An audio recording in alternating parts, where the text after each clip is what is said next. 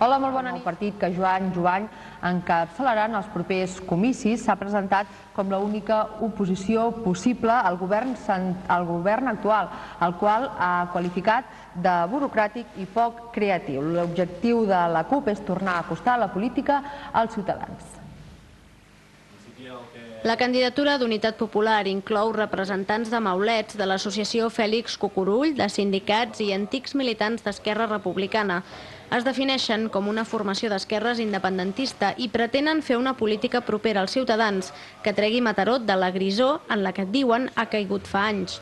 La CUP vol ser el relleu d'uns polítics que per ells han hipotecat el futur de la ciutat. Som gent que portem anys treballant des del carrer, sense pèls a la llengua, i que hem demostrat sobradament que mai ens hem venut ni mai ens vendrem per un plat de llenties ni per repartir-nos trossos d'un pastís que no ens interessa. Aquest partit és nou a Mataró, però en altres municipis de Catalunya, com Sabadell o Badalona, ja treballa des de fa temps. La formació que encapçala Jovany està en contacte amb una 50ena de pobles on existeixen aquestes sigles. L'acte de presentació d'avui ha comptat amb la presència de Pere Garriga, tinent d'alcalde per la CUP d'Arbúcies.